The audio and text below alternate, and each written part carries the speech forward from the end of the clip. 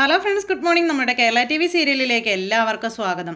അങ്ങനെ നമ്മുടെ സച്ചി പുതിയൊരു മനുഷ്യനായിട്ട് മാറി രേവതിയുടെ വീട്ടിൽ ചെന്ന് അവിടെ ചെന്ന് അവരോടുള്ള സ്നേഹവും അവരോടുള്ള കരുതലും ഒക്കെ കണ്ടു കഴിഞ്ഞപ്പോൾ രേവതിക്ക് ഒരുപാട് സന്തോഷമായിട്ടോ. അങ്ങനെ സ്നേഹം കൊണ്ട് നമ്മുടെ സച്ചിയെ അച്ഛനും അതുപോലെ തന്നെ ഇപ്പോൾ ഇവിടെ നമ്മുടെ രേവതിയുടെ അമ്മയും ഒക്കെ പൊതിയാണ്.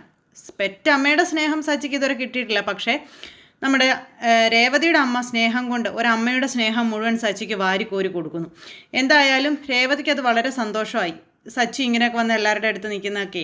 അപ്പം അങ്ങനെ നിൻ്റെ ഭർത്താവ് എങ്ങോട്ടാണ് പോയത് എന്ന് ചോദിച്ചു. അങ്ങനെ വീട്ടിൽ അടങ്ങിയിരിക്കുന്ന ആളല്ലമ്മേ, വെറുതെ എവിടെയെങ്കിലുമൊക്കെ പോയതായിരിക്കുമെന്ന് പറഞ്ഞു. ചേച്ചി ഇനി കറങ്ങിത്തിരിഞ്ഞ ഒരാടിനെ മേടിച്ചോണ്ട് വരുമോ എന്ന് അനുജത്തി ചോദിച്ചപ്പം ആടിക്കറങ്ങി വരാതിരുന്നാൽ മതിയായിരുന്നു. അല്ല ചേച്ചി ഇപ്പം എന്താ പറഞ്ഞതെന്ന് ചോദിച്ചു അനുജത്തി. അല്ല, ആടിൻ്റെ കാര്യത്തിൽ ഉറപ്പൊന്നും പറയാൻ പറ്റില്ല എന്ന് പറയാമായിരുന്നു എന്ന് പറഞ്ഞു. ഹലോ, ഇവിടെ ആരും ഇല്ലേ എന്നും ചോദിച്ചതേ അടുത്ത നിമിഷം നമ്മുടെ സച്ചി അടുക്കളയിലേക്ക് വന്നു. സച്ചി അടുക്കളയിലേക്ക് വന്നപ്പോഴത്തേക്ക് നമ്മുടെ രേവതി ഇങ്ങനെ നോക്കുന്നു. രേവതി നോക്കുന്നത് കണ്ടപ്പോൾ തന്നെ സച്ചിക്ക് മനസ്സിലായി രേവതി പേടിച്ചുള്ള നോട്ടമാണ്. എന്താ ഇങ്ങനെ നോക്കുന്നതെന്ന് ചോദിച്ചു. ഇവളങ്ങാനും എൻ്റെ നേരെ കുതിരേറാൻ വരുമോ എന്നൊക്കെ സച്ചി ഇങ്ങനെ അവിടെ നിന്ന് മനസ്സിൽ ചിന്തിക്കുക. രേവതി അന്നേരം 100 കൂട്ടം കാര്യങ്ങൾ വേറെ ചിന്തിക്കുന്നു. അമ്മയും അനുജത്തി അപ്പുറം ഇപ്പുറം നിന്ന് കാണുന്നു. അപ്പോൾ നമ്മുടെ രേവതിയുടെ അടുത്തേക്ക് ഒരു ചിരിയൊക്കെ ചിരിച്ച് സച്ചു വന്നു. മോനെ, ഭക്ഷണമൊക്കെ തയ്യാറാകുന്നതേ ഉള്ളൂ, കുറച്ച് സമയം കൂടി എന്ന് പറഞ്ഞപ്പം ഒന്നും കുഴപ്പമില്ല അമ്മേ, സമാധാനമായിട്ട് സമയം എടുത്ത് ചെയ്താൽ മതി. അല്ലെങ്കിലും ഞങ്ങൾ ഈ ഡ്രൈവർമാർക്കേ ഭക്ഷണ കാര്യത്തിൽ ചിട്ടയൊന്നും കാണത്തില്ല, കിട്ടുമ്പോൾ കിട്ടുന്നത് കഴിക്കും മാത്രമേ ഉള്ളെന്ന് പറഞ്ഞു സച്ചി. രേവതി മോനോട് വേണമെങ്കിൽ കുറച്ച് നേരം അകത്തു പോയി കിടന്നോളാൻ പറഞ്ഞപ്പം എന്തിന്, ഞാൻ ഈ സമയത്തൊന്നും അങ്ങനെ കിടക്കാറില്ലമ്മേ, ഞാനിവിടെ നിന്നോളാമെന്ന് പറഞ്ഞു. മോളെ ദേവു, ഏട്ടൻ ഇരിക്കാൻ ഒരു കസേര എടുത്ത് കൊടുക്കാൻ പറഞ്ഞപ്പം ഒന്നും വേണ്ട ദേവു. അല്ല, മീൻകറി ഇതുവരെ തിളച്ചില്ലേ എന്ന് ചോദിച്ച സച്ചി അതൊക്കെ ഇങ്ങനെ പൊക്കി നോക്കുന്നു. ആഹാ, ഇതിവിടെ ഇരിക്കുന്നതേ ഉള്ളോ? എൻ്റെ അമ്മേ, നല്ല കനം കുറച്ചരിഞ്ഞ സവാളയും നെടുകെ പിളർന്ന 4 പച്ചമുളകും ഇതേ നല്ല അടിപൊളിയായിട്ടൊക്കെ ഉണ്ടാക്കിയേക്കുമെന്നങ്ങ് പറഞ്ഞതേ നമ്മുടെ സച്ചി കറി വെക്കാനുള്ള ടിപ്പൊക്കെ പറഞ്ഞു കൊടുക്കുന്നു. അപ്പോൾ അങ്ങനെ അത് കേട്ട് കഴിഞ്ഞപ്പോഴത്തേക്ക് നമ്മുടെ രേവതിയൊക്കെ ഇങ്ങനെ അന്താളിച്ച് നോക്കുക. അമ്മേ, നിങ്ങളെന്ത് തന്നെ ഇങ്ങനെ നോക്കണേന്ന് ചോദിച്ചപ്പോൾ അല്ല, ഇത്രയും സൗകര്യങ്ങളിൽ പരിമിതമായിട്ട് ഏട്ടൻ വന്ന് നിൽക്കുന്നതിൻ്റെ വിഷമം അമ്മയ്ക്കെന്ന് നമ്മുടെ ദേവു പറഞ്ഞപ്പോൾ കൊള്ളാം, അമ്മയ്ക്ക് ബുദ്ധിമുട്ടാണെങ്കിൽ മാറിത്തരാം കേട്ടോ, അകത്ത് പോയി കിടക്കാനൊന്നും എനിക്ക് വയ്യ, പുറത്തുനിന്ന് പോയി കറങ്ങിയിട്ട് വരാമെന്ന് പറഞ്ഞപ്പം മോനെ അങ്ങനെയല്ല അമ്മ പറഞ്ഞത്, ആൺകുട്ടികൾ അടുക്കളയിൽ കയറുന്നത്. അതിനിപ്പോൾ എന്താ കുഴപ്പം? അടുക്കളയ്ക്ക് എങ്ങനെ ആൺപെൺ വ്യത്യാസമൊന്നുമില്ല. നമ്മളാണ് ഉമ്മറം ആണിൻ്റെ ലോകവും അടുക്കള പെണ്ണിൻ്റെ ലോകവുമായിട്ട് മാറ്റിയത്. എന്നെപ്പോലെ ആണുങ്ങൾ മാത്രമല്ലല്ലോ ടാക്സി ഓടിക്കുന്നത്, മിടുക്കികളായി എത്രയോ സ്ത്രീകൾ ഓട്ടോയും ടാക്സിയൊക്കെ ഓടിക്കുന്നുണ്ടെന്ന് അമ്മയ്ക്ക് അറിയാമോ എന്ന് ചോദിച്ചു. രേവതി ഇങ്ങനെ സന്തോഷത്തോടെ അഭിമാനത്തോടു കൂടി ഇങ്ങനെ നോക്കി നിൽക്കുക.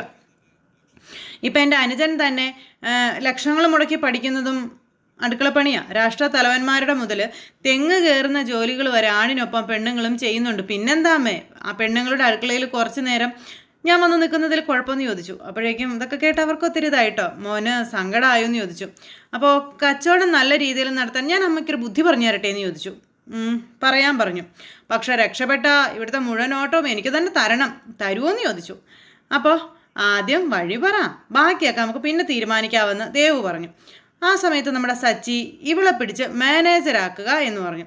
അത് കേട്ടപ്പോഴേക്കും ശ്രീ എപ്പോഴും പറയും ആദ്യം ഒരു ഹോട്ടലിൽ തുടങ്ങണം, പിന്നെ ഓരോരോ ബ്രാഞ്ചുകളായിട്ട് ഇന്ത്യ മുഴുവൻ ഹോട്ടലിൽ തുടങ്ങണമെന്ന്. എന്നിട്ട് ഇപ്പം നിങ്ങൾക്കൊരു പൂക്കടം ഉണ്ടല്ലോ, പിന്നെ ഇവളെ മാനേജറാക്കിയിട്ട് പുതിയ ആ ഒരു ബ്രാഞ്ചുകൾ ഇങ്ങനെ തുടങ്ങിക്കൊണ്ടേയിരിക്കണം. എങ്ങനെയുണ്ട്? എല്ലായിടത്തും ഓടി നടന്ന് മാനേജർ നോക്കിക്കോളും, എന്തെങ്കിലും ഒരു നക്കാപ്പിച്ച ശമ്പളമായിട്ട് കൊടുത്താൽ മതി. എങ്ങനെയുണ്ട്? നല്ല ഐഡിയ അല്ലേ എന്ന് ചോദിച്ചു. അപ്പോഴേക്കും രേവതി ഇങ്ങനെ കുറുമ്പ് കാണിച്ച് നിൽക്കുക. അപ്പോൾ സച്ചിക്ക് ഒരു ചിരി. കൊള്ളാം, സ്വന്തം ഭാര്യയ്ക്ക് മാനേജർ പദവി നേടിക്കൊടുക്കാൻ നടത്തുന്ന ആ ഒരു ശ്രമമൊക്കെ ഞങ്ങൾക്ക് പിടികിട്ടി കേട്ടോ എന്ന് നേരം ദേവു. ഇത് കേട്ടപ്പം ഒരു ചിരിയും ചിരിച്ച് ഇങ്ങനെ നിൽക്കുക നമ്മുടെ സച്ചി. എന്നാലും നല്ലൊരു ഐഡിയ ആയതുകൊണ്ട് നമുക്ക് പരിഗണിക്കാം, പറഞ്ഞോളാൻ പറഞ്ഞു. അപ്പം നല്ലൊരു ഐഡിയ അല്ലേ? എൻ്റെ അടുത്ത് ഇതുപോലെ ഇനിയുണ്ട് കുറേ എണ്ണം, പറയട്ടെ എന്ന് ചോദിച്ചു. അങ്ങനെ നമ്മുടെ സച്ചിയായിട്ട് ഇവർ വർത്താനം പറഞ്ഞുകൊണ്ട് ഇങ്ങനെ നിൽക്കുന്നു. സച്ചിയാണെങ്കിൽ ഇവരെ സ്നേഹം കൊണ്ട് മൂടുന്നു, പ്രത്യേകിച്ച് അനുജത്തിക്കുട്ടിയെ. അതൊക്കെ കണ്ടപ്പോൾ രേവതിക്ക് വലിയ സന്തോഷമായി. രേവതി ആഗ്രഹിച്ചതുപോലെ ഒരാളായണം എന്നുള്ളൊരിതിൽ. അതിനുശേഷം പിന്നീട് ഭക്ഷണമായി. പിന്നെ അവരതെല്ലാം ഡൈനിങ് ടേബിളിൽ കൊണ്ടുവന്ന് ഇങ്ങനെ വെച്ചു. അപ്പോൾ ഡൈനിങ് ടേബിളിൽ ഇങ്ങനെ ഇരുന്ന് കഴിക്കാൻ തുടങ്ങുന്ന സച്ചി എല്ലാവരോടും ഇരിക്കാൻ പറഞ്ഞു. അപ്പം മോൻ കഴിച്ചിട്ട് ഞങ്ങൾ കഴിച്ചോളാം എന്ന് പറഞ്ഞപ്പം ഞാനങ്ങനെ ഒറ്റയ്ക്കിരുന്ന് കഴിച്ചിട്ടില്ല, നിങ്ങൾ എൻ്റെ കൂടെ ഇരിക്കണം എന്ന് പറഞ്ഞു. ഞാൻ ഒറ്റയ്ക്ക് ഇരുന്ന് കഴിച്ചാൽ ശരിയാവില്ല, ഇന്ന് നമുക്ക് എല്ലാവർക്കും ഒരുമിച്ചിരിക്കാമെന്ന് പറഞ്ഞു. അപ്പോൾ രേവതിയോട് ഇരിക്കാൻ പറഞ്ഞപ്പോൾ നിങ്ങൾ കഴിച്ചിട്ട് ഞങ്ങൾ കഴിച്ചോളാം എന്ന് പറഞ്ഞതല്ലേ എന്ന് പതുക്കെ രേവതി ചെവി പറയുക കേട്ടോ. അപ്പോൾ ഞങ്ങളുടെ കൂടെ ഇരുന്ന് കഴിക്കാൻ നിനക്ക് ബുദ്ധിമുട്ടാണെങ്കിൽ നീ അകത്ത് പോയിരുന്ന് കഴിച്ചോളാൻ സച്ചി, ഞങ്ങളിവിടെ ഒരുമിച്ചിരുന്ന് കഴിച്ചോളാം, വാ ഇവിടെ എങ്ങനെയാ നീ ഞാൻ അങ്ങനെ വേറെ ഇതൊന്നുമില്ല, നമുക്ക് ഒരുമിച്ചിരുന്ന് കഴിക്കാമെന്ന് പറഞ്ഞുകൊണ്ട് എല്ലാവരെയും വിളിച്ചിരുത്തി കഴിക്കുക. അപ്പോൾ അതിനുശേഷം അന്നത്തെ കാര്യം, അതായത് വീട്ടിൽ നടന്ന കാര്യങ്ങളെ പറ്റിയൊക്കെ നമ്മുടെ സച്ചി ഇങ്ങനെ ആലോചിക്കുക ഭക്ഷണത്തിന് മുന്നിലിരുന്ന്. അപ്പം മോനെ സച്ചി മോനെന്താ കഴിക്കാത്തതെന്ന് ചോദിച്ചു അമ്മ. മോൻ കഴിക്കുക എന്ന് പറഞ്ഞ് നിർബന്ധിക്കുമ്പം ഞാൻ കഴിച്ചോളാന്ന് പറഞ്ഞു. മീൻ പൊരിച്ചെടുത്ത് കഴിക്ക് ദേവു എന്ന് പറഞ്ഞ് ദേവുവിന് വാരി കൊടുക്കുന്നു. അപ്പോൾ ഏട്ടനെങ്കിലും തോന്നിയല്ലോ എനിക്കൊരു കഷ്ണം തരാൻ, അമ്മയെ വശത്തേക്ക് തിരിഞ്ഞു നോക്കുന്നു പോലും ഇല്ലെന്നും പറഞ്ഞുകൊണ്ട് നമ്മുടെ ദേവു പിന്നെ ചിരിയും കളിയും ഒക്കെ ആയിട്ട് സ്നേഹം എല്ലാം നിറഞ്ഞൊരു നല്ലൊരു സദ്യ തന്നെയായിരുന്നു നമ്മുടെ സച്ചിക്ക്. അപ്പോൾ ഇത്രയും രുചിയുള്ള ഒരു ഭക്ഷണം ഞാൻ കഴിച്ചിട്ടില്ല, സ്നേഹം നിറഞ്ഞ ഭക്ഷണമാണ്, ഈ മീൻകറിക്ക് അടിപൊളി ടേസ്റ്റാണെന്നൊക്കെ പറഞ്ഞു. അപ്പോൾ ഇത് അമ്മയ്ക്കൊരു വലിയൊരു ഗിഫ്റ്റ് തന്നെ ഞാൻ തരും എന്നൊക്കെ പറഞ്ഞ് നമ്മുടെ സച്ചി പറയുമ്പോൾ ആ ഗിഫ്റ്റ് സ്വന്തം ഭാര്യയുടെ കയ്യിലേക്ക് വെച്ച് കൊടുത്ത് അത് ചേച്ചി ചെയ്തുണ്ടാക്കിയെന്ന് പറഞ്ഞു സച്ചി. അപ്പോഴേക്ക് രേവതി ഇങ്ങനെ നോക്കുക.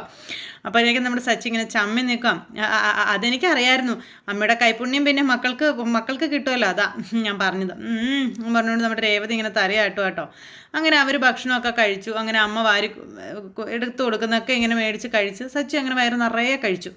അങ്ങനെ അതെല്ലാം കഴിഞ്ഞു രാത്രിയായി. നമ്മുടെ രേവതി ഇങ്ങനെ ഒരു മരത്തിൻ്റെ ചോട്ടിൽ പോയി നിൽക്കുന്നു. സച്ചി അന്നേരം അങ്ങോട്ടേക്ക് വന്നു. അപ്പോൾ എന്താ വന്നേന്ന് ചോദിച്ചു. അതെ എനിക്കൊരു കാര്യം പറയാനുണ്ടെന്ന് പറഞ്ഞു. അപ്പോൾ രേവതി ഇങ്ങനെ നിൽക്കുക. സത്യം പറ, എന്നോട് ഇങ്ങനെയൊക്കെ പറയണമെന്ന് അവരെ പറഞ്ഞ് ഏൽപ്പിച്ചിട്ട് താൻ ഇങ്ങോട്ട് മാറി നിന്നതല്ലെന്ന് ചോദിച്ചു. അപ്പം ഞാൻ ആരോടും ഒന്നും പറഞ്ഞിട്ടില്ലെന്നും അവരായിട്ട് എന്തെങ്കിലും പറഞ്ഞിട്ടുണ്ടെങ്കിൽ അതിനും കൂടി എന്നെ കളിയാക്കിക്കോളാൻ രേവതി സച്ചിയോട് പറയുക. അപ്പം എന്താ ഇങ്ങനെ നോക്കുന്നതെന്ന് ചോദിച്ചു രേവതി. നോക്കിയപ്പോൾ സച്ചി ചോദിച്ചു, അല്ല ഞാൻ കരുതി ഭക്ഷണത്തിന് മുൻപ് മാത്രമേ നിങ്ങൾ ബന്ധിപ്പിക്കൂ എന്ന്, പക്ഷേ ഇന്ന് മനസ്സിലായി ആഹാരത്തിന് മുൻപും പിൻപും ഒക്കെ മദ്യം സേവിക്കാറുണ്ടെന്ന്. അതെന്താ എനിക്കിപ്പോൾ അങ്ങനെ തോന്നാൻ? അല്ല, മനസ്സിലാക്കാൻ വേണ്ടി ശ്രമിക്കായിരുന്നു. എനിക്കറിയില്ലല്ലോ നിങ്ങളുടെ ശീലങ്ങളും പതിവുകളും ഒന്നും. ഭക്ഷണത്തിന് ശേഷം ആരെങ്കിലും മദ്യപിക്കുമോ? കഴിച്ച് കഴിയുമ്പോൾ തന്നെ വയറ് നിറയത്തില്ലേ, പിന്നെ എങ്ങനെയാണ് മദ്യപിക്കുക എന്ന് ചോദിച്ചു. അങ്ങനെയൊക്കെ ചെയ്താലേ അവസാനം ഓടി നടന്ന് ഛർദ്ദിക്കാനേ സമയം കാണും, നമ്മളെ കൊണ്ട് അതൊന്നും പറ്റത്തില്ലപ്പാ.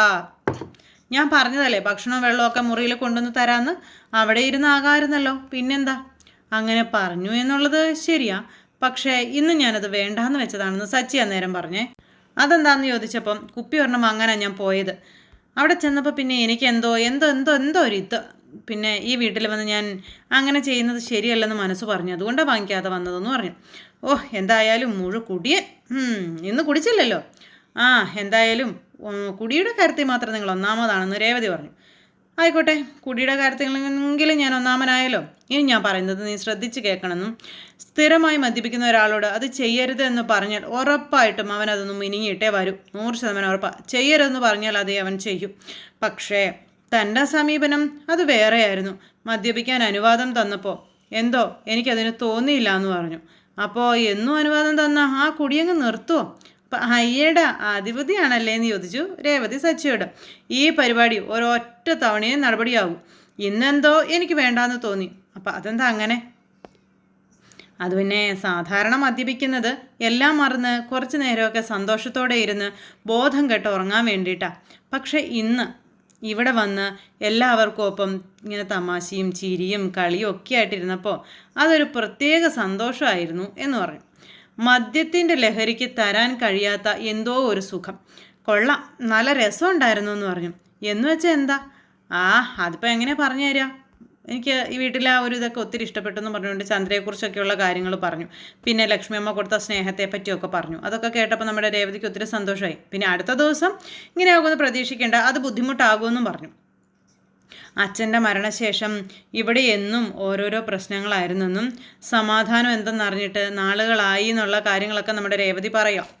അപ്പോൾ അതൊക്കെ കേട്ട് സച്ചിക്ക് വിഷമമായി. പെൺമക്കളുടെ വിവാഹം കഴിഞ്ഞാൽ അച്ഛനമ്മമാരുടെ മനസ്സിൻ്റെ ഭാരം കുറയുമെന്നാണ് പൊതുവേ പറയാറ്. പക്ഷേ വിവാഹശേഷം മകൾ എങ്ങനെ ജീവിക്കുന്നു, അവൾക്ക് സുഖമാണോ, അല്ലെങ്കിൽ അവൾക്ക് എന്തെങ്കിലും പ്രശ്നങ്ങളുണ്ടോ എന്നൊക്കെ ആലോചിച്ച് നീറിക്കൊണ്ടിരിക്കും അവരുടെ മനസ്സ്. അങ്ങനെയാ എല്ലാ അച്ഛനമ്മമാരും എന്നൊക്കെ പറഞ്ഞു. എൻ്റെ അമ്മയ്ക്കും ഉണ്ട് ആ ചിന്ത. എൻ്റെ അമ്മയുടെ ഉള്ളും അങ്ങനെയാണ് നീറുന്നത്. അപ്പോൾ എൻ്റെ ഉള്ളിലെ പ്രശ്നങ്ങളൊന്നും ഞാൻ എൻ്റെ അമ്മയുടെ അരികിൽ പറയില്ല എന്നൊക്കെ പറഞ്ഞിങ്ങനെ പറയണം. അങ്ങനെ അവർ രണ്ടുപേരും സംസാരിച്ചത് കഴിഞ്ഞ് കിടക്കാനായിട്ട് റൂമിൽ ചെന്നു. അപ്പോഴേക്കും നമ്മുടെ സച്ചി ഡ്രസ്സ് മാറുന്നതും രേവതി ഇടിച്ചു കയറി അകത്തേക്ക് വന്നപ്പം എന്താ ഒന്ന് പറഞ്ഞിട്ടൊക്കെ വന്നൂടെ? ഡ്രസ്സ് മാറിക്കൊണ്ടിരിക്കുന്നത് കണ്ടില്ലേ എന്ന് ചോദിച്ചു. രേവതി അന്നേരം ഇങ്ങനെ നോക്കുക. അത് മുറി തുറന്നപ്പോഴാണ് ഞാൻ കണ്ടതെന്ന് പറഞ്ഞു. മുറി തുറന്നപ്പോൾ എന്ത് കണ്ടെന്ന്? അല്ല, ഡ്രസ്സ് മാറിക്കൊണ്ട് നിൽക്കുന്നത് കണ്ടു. ഓ അങ്ങനെ, ഞാൻ പേടിച്ചു പോയി. എന്തിന് പേടിച്ചു എന്ന്? അപ്പോൾ അത് പിന്നെ ഒന്നുമില്ല. പെട്ടെന്ന് ഒരാൾ ഒരു മുന്നറിയിപ്പില്ലാതെ മുറിയിലേക്ക് വന്നാലേ ആരെങ്കിലും പേടിക്കാതിരിക്കുമോ? അതാണ് ഞാൻ പറഞ്ഞത്. നിങ്ങളുടെ വീട്ടിൽ നിങ്ങളുടെ മുറിക്കകത്ത് കയറി വന്നാലും എന്നെ ഭരിക്കുന്നു, എൻ്റെ വീട്ടിൽ എൻ്റെ മുറിക്കകത്ത് വന്നാലും എന്നെ ഭരിക്കുന്നു. ഇത് ശരിയല്ല കേട്ടോ എന്ന് രേവതി പറഞ്ഞപ്പോൾ, ഞാൻ ആരെയും ഭരിച്ചതൊന്നുമല്ല, കാര്യം പറഞ്ഞതാണെന്ന് സച്ചിയും പറഞ്ഞു. വെള്ളം എടുത്ത് കുടിക്കാൻ പറഞ്ഞു വെച്ചപ്പം, നിന്നോട് ഞാൻ വെള്ളം ചോദിച്ചോ?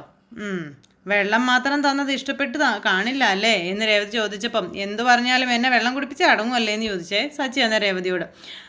അതൊക്കെ അവിടെ നിൽക്കട്ടെ, എന്താ വിശേഷങ്ങളൊക്കെ ചോദിച്ചു. പിന്നെ അവിടെ നിന്ന് അനിയത്തിയുടെ അമ്മയുടെ ഒക്കെ കാര്യം ചോദിച്ചു. അവർ കിടന്നോന്ന് ചോദിച്ചു. പിന്നെ ഭക്ഷണം കഴിച്ച കാര്യങ്ങളും ഇതൊക്കെ ഇരുന്ന് ഇങ്ങനെ പറയുക. അപ്പോൾ ഇവിടെ ഉണ്ടാക്കിയതുപോലെ തന്നെ വീട്ടിലുണ്ടാക്കി തരണമെന്നും വിളമ്പി തരണമെന്നൊക്കെ പറഞ്ഞു. വിളമ്പി തരുമ്പോഴേ അതിന് രുചി ഉണ്ടാവും. നീ ഉണ്ടാക്കുന്ന ഭക്ഷണം കൊള്ളാം കേട്ടോ. ഞാനൊരു സത്യം പറഞ്ഞാൽ നീ എന്നോട് ദേഷ്യപ്പെടുവോ? നിനക്ക് ബുദ്ധിയില്ല, പക്ഷെ നല്ല കൈപ്പുണ്യമുണ്ട്. നീ ഉണ്ടാക്കിയ മീൻ പരിസ് മാത്രം മതിയായിരുന്നു ആൾക്കാർക്ക് വയറ് നിറച്ച് ചോറുണ്ണാനെന്നൊക്കെ പറഞ്ഞ് സച്ചി ഇങ്ങനെ പറയാം. അങ്ങനെ ഇവർ രണ്ടുപേരും കൂടെ ആ ബെഡ്റൂമിലിരുന്ന് ഇങ്ങനെ സംസാരിക്കുന്നു. ഈ സമയത്ത് രേവതി കിടക്കാനായിട്ട് അങ്ങ് മാറിയപ്പോഴേക്കും കട്ടിലിൻ്റെ കാലെ തട്ടി വീഴാൻ തുടങ്ങിയ രേവതിയെ നമ്മുടെ സച്ചി ഇങ്ങനെ താങ്ങി ഇങ്ങ് പിടിച്ചു. അങ്ങനെ രണ്ടുപേരും കുറച്ച് നേരം എന്നിട്ട് കണ്ണിലൊക്കെ ഇങ്ങനെ നോക്കി നിന്നു. അങ്ങനെ നമ്മുടെ സച്ചിയുടെയും രേവതിയുടെയും മുറിയിൽ ആദ്യമായി അങ്ങനെ ഒരു സന്തോഷ നിമിഷമൊക്കെ ഇറങ്ങിയായിരുന്നു. അപ്പം അങ്ങനെ ഒരു വിശേഷമൊക്കെ ആയിട്ട് ഇന്നത്തെ കഥ അവസാനിച്ചിരിക്കുന്നത്. എല്ലാവരും കാണണം കേട്ടോ. എല്ലാവർക്കും നന്ദി.